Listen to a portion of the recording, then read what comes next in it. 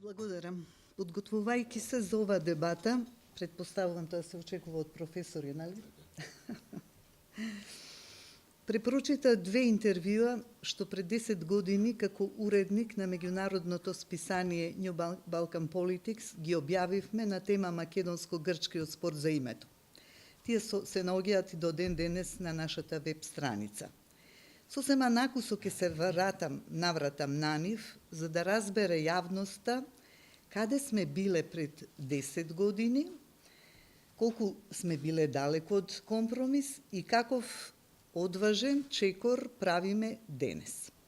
Едниот разговор е со тогашниот председател на Хелсиншкиот комитет на Грција, кој беше обвинет за национално предавство, Панајоте Димитрис, познат активист против национализам и ксенофобија, а вториот еден од најстакнатите грчки писатели со либерален поглед, Никос Диму. Ке почнам со Никос Диму, кој напиша за национализмот кој се заканува на демократијата во Грција. Од моето детство наваму, грчката историја личеше на ефтин вестерн филм, каде грците секогаш и неизоставно се добрите момци. Лошите момци секогаш се менуваа. Имаше закана од север, потоа од исток, потоа пак од север, па назад од исток. Кога бев дете, зборот бугарин беше проклетство, поголемо од турчин. Беше забрането за грците од Северна Грција да се наречат себе си македонци. Албанец тогаш имаше неутрален тон, а денес стана закана. Панајоте Димитрас на прашањето што е суштината на спорот меѓу двете земји одговара: Грција одбива да прифати дека може да има македонски етнички идентитет било каде, но најважно во рамките на нејзината територија, каде етничките малцинства не се признаени, било тоа да се македонци или турци. Грците можат да прифатат Северна Македонија како име на државата, ако двете страни се согласат, но ќе биде многу тешко да признаат дека постои македонски етницитет и јазик, така што не би било веројатно да се очекува дека ќе превлада разумот. Сепак, разумот превлада барем кај одредена политичка елита во грчкото општество и кај нас.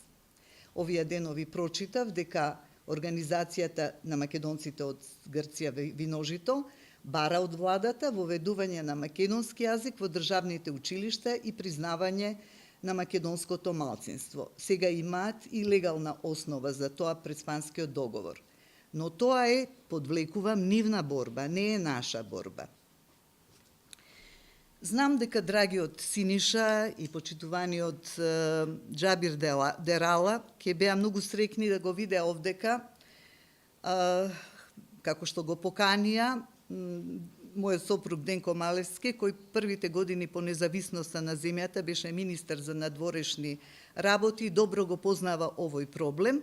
А јас овдека го споменувам само за да кажам дека го следам спорот од името не само како професор, туку ете и како сопруга на дипломат од 1991 година, иако анимозитетот помеѓу нас и Грција постоел и пред тоа од познати историски причини, граѓанска војна во Грција, етничко чистење и асимилација на македонците од Северна Грција и така натаму. Кога Македонија се осамостои во 1991 година по распаѓањето на Федерацијата преку редица брутални граѓански војни и побара меѓународно признавање, земјата се соочи со реалноста на меѓународната политика, дека сојузите се формираат да ги штитат интересите на своите членки. Таму каде што Грција беше членка, вратите за нас беа затворени. Најголем шок за нацијата во тие први години од самостојноста е Лисабонската декларација од 1992 година, во која членките на Европската заедница, тогаш зафатени со себе и со своите проблеми и без многу разбирање и знаење за нас, изразија спремност да не признаат доколку нашето име не го содржи зборот Македонија. Го надминавме овој страотен удар, овој шок врз нашето достоинство и со посредство и подршка на британската дипломатија се изготви компромисен предлог Република Македонија Скопје, кој влезе во собраниска процедура. Не издржавме до крај ниту ние од одредени причини за кои ќе зборувам, ниту грците, и после известна конфузија во надворешната политика и разидување на низините творци, Македонија беше примена во Организацијата на Обединетите нации под привремена референца. Бев во Њујорк во тој момент, ми течеа солзи радоцници, а од друга страна, на сите што стоеве таму, им стоеше и грудка во грлото, како ќе се одвиваат понатаму односите меѓу Македонија и Грција и воопшто приемот на Македонија во меѓународните организации. Грчки демонстранти, меѓу кои многу имаше и наши роднини по потекло од Егејска Македонија, асимилирани, станале грци, жестоко протестираа пред зградата на Обединетите нации. Во 1995 година, во момент кога се потпиша привремената спогодба, се уште бе во Њујорк, се израдував кога за прв пат представниците на Македонија и Грција си подадоа рака, сите се сликавме под јарболите со знамењата на Обединетите нации, каде конечно се завиори нашето знаме. Но работите не отидоа понатаму од тоа. Зошто? Спорот е сложен, длабоко емотивен и на почетокот тој се уште беше проблем околу името, како ќе се вика државата. Дури подоцна стана идентитетски проблем. Стана идентитетски проблем во една атмосфера на, така да наречам, зовриен национализам кај нас, заканувачки национализам кај нас, кој доведе до развидување на политичкиот врв. Значи, едни беа за компромис со Грција, се залагаа да продолжиме по тој пат на компромис, додека пак други едноставно се откажа од тоа. Писмата на закани исто така не беа ретки. Времената спогодба донесе известно олеснување, но кога веќе ги обвинуваме грците дека не се држале до спогодбата, треба да бидеме доблесни и да кажеме дека и нашата страна исто така не се држеше до своите обврски да бара решение преку билатерални односи, туку го зголемуваше бројот на земји кои не признаваа подуставно име. Оваа политика ништо не реши, туку само ја продлабочи взаемната недоверба меѓу нас и Грција. Проблемот ескалира со доаѓање на власт на ВМРО ДПМН и се преобрази од проблем на името во чувствителен идентитетски спор, бидејќи една нова генерација млади луѓе порасна и се образува врз митот дека сме ние директни потомци на Александар. Зошто влеговме во конфронтација со Грција, поставувајќи ги темелите на нашиот или изместувајќи ги темелите на нашиот идентитет на, така да речам, туѓа и непријателска територија? Истакнување на символите како знамето од Вергина, спомениците на Александар и Филип, именување на улиците, училиштата, автопатите, спортските сали и други објекти според антички кралеви, еве како Аминта II, например, за кој појма немавме до тогаш дека постои, нити пак на некого му беше крижа, е направено со намера да се покаже нашето античко, хелинистичко потекло, а со тоа и нашите претензии врз територијата на Егејска Македонија. Зад оваа великомакедонска, така да ја наречам, претенциозна политика се собраа сите кои има лични мотиви да ја поддржат. Например, еден од советниците на председателот на државата и мој колега ми рече: ќе се трампаме со грците, ние нив ќе им ја вратиме антиката кога ќе дојде момент, а тие нам името на државата. Не излезе така. Друг колега, исто така функционер во претходната власт, се смееше дека со антиквизацијата ќе се привлечеле туристи, ќе сме правеле пари, а ние професорите ќе сме предавале во Солун. Меѓутоа, најголемиот мотив беше можеби една идеја за чиста етничка Македонија, каде сите македонци ќе живеат во една држава, што се разбира беше многу површно и да речам дури и опасно. Еден друг колега од власта ме уверуваше дека треба да избегаме од нашето блиско историско минато, во кој имаме заедничко со бугарите и преку соодветен социјален инженеринг да се обединиме како нација околу еден моќен мит, тоа е на Александар. Погрешно, зашто да подсетам на зборовите на грчкиот поет Соломос од 19 век, нацијата мора да научи да го смета за национално, за национален интерес само она што е вистина. При тоа, Никој од нив, мислам, не мислеше на цената што треба да се плати за ваква опасна и, би рекла, неодговорна политика, бидејќи државната каса беше на нивна. Амбасадорски места, други функции им стоеве на располагање. Зошто би размислували? Избори се добиваа врз основа на тој поттикнувањето на тој национализам, патриотизам и така натаму. Еве тоа е како дојде, значи повеќе да кажам интереси така се вкрстија за оваа политика на антиквизација и продлабочување на конфликтот со Грција, така што Грција едноставно ја подигна цената кога дојде момент за предговори. Последиците од оваа националистичка политика ни се добро познати, сосема накратко конфузија околу идентитетот, што значи да се биде македонец, општество поделено на патриоти и предавници. Албанците беа крајно незадоволни од власт која не им обезбедува иднина, а незадоволството секогаш е извор за радикализација, се заостри до рап конфликтот и внатрешната поделба на некакви прозападни реформски сили кои во име на иднината се спремни на компромис и други кои не се, бидејќи се за статус кво, а кои ја има поддршката на Русија. Земјата предолго остана надвор од НАТО, доведувајќи ја во прашање својата безбедност во моментот кога на Балканот се уште има политики кои размислуваат за промена на границите и размена на населението. Станавме, за жал, во еден момент земја без иднина на раб на конфликт, од која сите што можеа си заминуваат. Еден висок грчки дипломат, разговаравме на оваа тема, тој ни беше гостин дома и во пријателска атмосфера рече дека Грција нема проблем со умерени, разумни луѓе тука, туку рече ние сакаме да го извадиме на чистина вашиот екстремен национализам и редентизам. Не треба да го вадат, бидејќи самиот во меѓувреме се покажа. Заедно со еден примитивен антикомунизам кој ги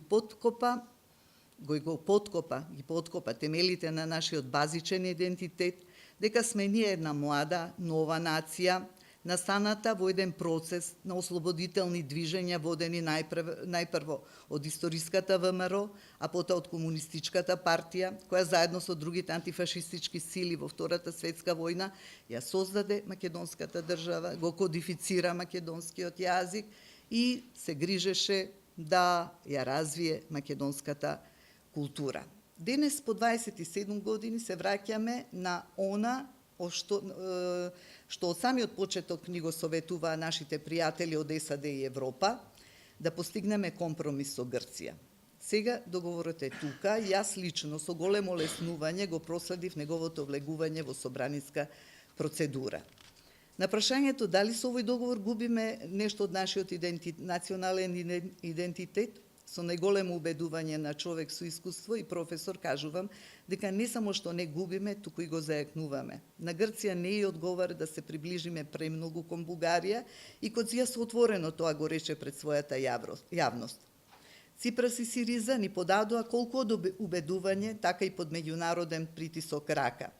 Вие сте македонци, како што тврдите, со своја држава, за која се договоривме да се нарекува Северна Македонија. Имате своја собствена историја, култура, наследство, кои се особено различни од елинската цивилизација, историја и култура на регионот Македонија во Грција од антика до денес. А вашиот официјален јазик е македонски, кој спаѓа во групата јужнословенски јазици и не е поврзан како и останатите одлики со елинската цивилизација, историја и култура и наследство од северниот регион на Грција. Под поимите Македонија и македонски, вие и ние разбираме различен историски контекст, тоа го признавам и прифаќам и од сега натаму ќе бидеме ваши пријатели, во се ќе ви помагаме и ќе ве поддржуваме. Намерно се обидов да го кажам, да го парафразирам решението од договорот, што се однесува на идентитетот, во стилот на Мелијанскиот договор од Тукидид, каде се судираат силата на атињаните и правото на мелијанците, бидејќи дел од јавноста кајна смета дека само сме ние онеправдани, само врз нас е направен притисок да попуштиме. Не е сосема така. Кога меѓународните спорови како овој се закануваат да ја дестабилизираат државата и да произведат конфликт кој подоцна не ќе може да се контролира и представува потенцијална опасност за регионалниот мир и безбедност, на интервенцијата, на дипломатијата, на притисокот на големите и моќни држави како САД и други треба да се гледа со разбирање. Да не ги изумиме лекциите од историјата, дека во Руанда, например, 95 година, за неколку дена 500.000 луѓе беа прогонувани, отепани и никој не дојде, не се помрдна да им помогне. Дипломатите на Обединетите нации, тоа сум го гледала, си доаѓа и си одеа на работа како и секој обичен ден. Интервенцијата на НАТО во граѓанската војна во Босна исто така задоцни, особено за 7.000 убиени муслимани во Сребреница. Кога големите сили како трета страна ќе влезат како посредници во спор меѓу две страни, ние можеме само да се радуваме на тоа што сме во Европа, се разбира дека ги притискаат и двете тој да се реши, но обично ја додаваат својата сила на послабата страна во спорот, за да ја принудат посилната на компромис. Нас ни се додаде таа сила, не на грците, нас. И не е случајно што грчката опозиција и особено грчките националисти врескаат на цел глас дека е направено национално преданство што се допушти да го задржиме името Македонија, македонци за нацијата и македонски јазик. Колку до вчера тоа воопшто не можеше да се замисли. Моментот на совпаѓање на интересите на големите сили да го обезбедат мирот и стабилноста на Балканот, во што претходно многу инвестираа, и да го осигурат нивното присуство во регионот наспроти моќта на Русија, среќно се совпадна со стратешките интереси на нашата земја да стане членка на НАТО и Европската Унија. Што вели еден наш, да го речам, пријател, кој го запознавме уште од конфликтот во 2001 поранешниот генерален секретар на НАТО Робертсон, звездите се наместија за Македонија.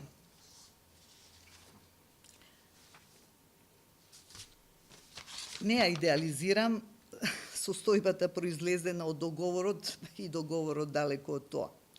Кога ќе се отвори расправа за промена на устав, секогаш се јавуваат нови и оправдани и неоправдани барања, па дури и уцени од натрешни политички актери или од соседните држави, за и тие да додадат некое свое барање, што може, не велам не, да ја дестабилизира државата. Сепак се надевам дека овој договор со силни спонзори, како што Европската Унија и САД, ќе можеме некако да го издржиме ова до крај, да го избуткаме овој процес, што е во наша полза, задржувајќи се на нозе. Воопшто не можам да замислам што би била другата алтернатива на Македонија. Најверојатно нови политички кризи и да не речам конфликти. И сега, навистина, не сакам да образложувам зошто тоа би се случило. Значи, да останеме, што се вели во овој тешки моменти на нозе, а дали можеме да останеме обединети, тоа би било пожелно. И навистина јас лично многу би го посакала. Проблемот меѓу нас и Грција е во тоа што сме ние многу слични како народи и ќе го завршам ова свое излагање повторно со сосема неколку реченици од есеот на Никос Диму, агонијата и екстазата да се биде грк, објавена во Guardian, или бедата и екстазата да се биде, радоста да се биде грк. Сосема може и на нас да се однесува и затоа еве се повикувам на него. Тој вели вака: Грција е мала земја со огромно его. Незиниот народ е оптеретен со историја и митови. Секогаш на врвот на анкетите кога ја мерат националната гордост, 97%. Ние се гледаме себе како избран народ. Судирот меѓу нашето надуено митско его и грубата реалност им е константен извор на депресија. Ние сметаме дека треба да добиеме социјално признавање и третман, а ако не го добиеме, се чувствуваме разочарани, почнуваме да веруваме во конспиративни теории и се чувствуваме предадени. Нашите национални права се извор на иритација. Надворешната политика постапува комплетно емотивно. Или не сакат, или не сакат. Дали се хеленофили или хеленофоби. Ние сме жедни за признавање, прифаќање и восхит. Оние кои сметаат дека едноставно грчкиот дух лежи во коренот на победата се нереалистични. Духот беше секогаш тука во минатото, ама ние постојано излегувавме со поразителен резултат. Ништо не се случува, завршува Димо, како резултат само на духот. Но ако се соедини со рационализмот, грците можат навистина далеку да стигнат. Се надевам дека овој процес со договорот од Преспа, колку да е тежок, колку да е емотивно обоен, колку да е за некого навредлив и така натаму, дека ќе го завршиме, бидејќи тоа отвара перспективи на Македонија, зацврстува незината стабилност, дава можност да станеме членки на западноевропските сојузи и дека при тоа ќе останеме на нозе не премногу повредени. Ако сакате моето лично искуство, јас сум поминала низ овој процес уште 91 година, сум се чувствувала навредена, сум се чувствувала фрустрирана, дури сум пишувала протестни писма. Меѓутоа, со реалностите, колку порано се соочиме, толку подобро за нас како држава. Благодарам.